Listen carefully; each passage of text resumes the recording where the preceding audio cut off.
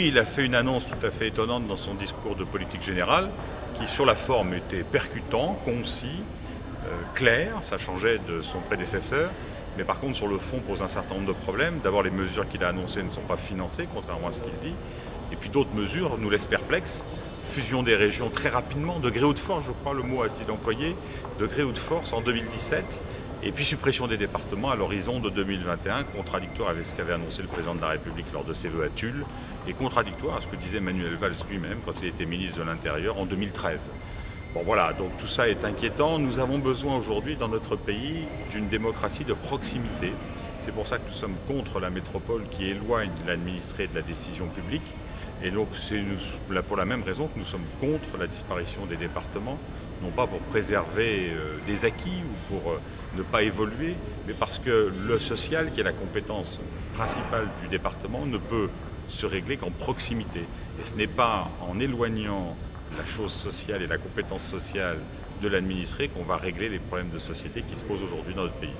Bon, ceci dit, tout ça est de l'ordre de l'effet d'annonce. Nous n'avons aucune précision, aucune méthode, aucun calendrier, aucune modalité de concertation pour arriver à cette finalité de 2021. Donc je crois qu'il faut avoir raison garder et puis voir comment notre univers institutionnel doit ou peut évoluer.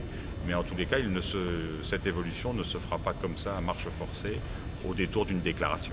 Probablement, la vie publique s'est considérablement complexifiée ces derniers temps et elle a besoin de clarté, de visibilité et de simplification. Sur le principe, nous sommes d'accord. Comment le fait-on? Avec quelle méthodologie? Qui est concerté? Qui est concerné? Il y a les deux, la concertation et de qui tout cela dépend. Et puis comment on prend en compte la demande de nos habitants, de nos administrés qui ont besoin, toujours plus besoin, de services et de proximité. Je crois que c'est dans cette réflexion-là qu'on doit inscrire l'évolution institutionnelle de nos strates administratives. Nous y sommes prêts. Simplement, la réflexion doit être planifiée dans le temps, calme, posée et surtout prendre en compte ces principes. Je crois que les électeurs ont envoyé un message clair. Le message clair a été stop. Ça fait 2 ans que nous ne voyons pas où nous allons. Ça fait 2 ans qu'on nous, j'allais dire qu'on nous tape dessus, le vocabulaire est peut-être pas adapté, mais c'est quand même un peu ça. Les classes moyennes sont extrêmement mises à contribution, notamment par la fiscalité qui les assomme.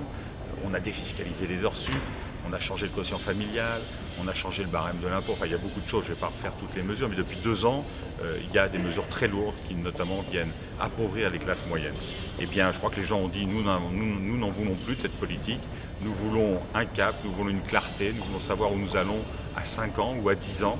Et en tous les cas, nous voulons pouvoir vivre du fruit de notre travail. Aujourd'hui, nous sommes oppressés. Donc je pense que ce cri d'alerte qui a été lancé électoral au moment des municipales et qui a sanctionné durement la gauche, et surtout les socialistes, va se répercuter encore sur les élections européennes. Probablement, peut-être malheureusement, encore plus sur les extrêmes, puisque à tort dans notre pays, nous pensons que les élections européennes ne sont pas importantes, ou en tous les cas n'ont pas la même importance que les élections nationales. C'est un grand tort, parce que les élections européennes sont majeures pour l'avenir de notre pays, mais j'invite les électeurs à continuer à se rassembler derrière ces bannières UMP-UDI.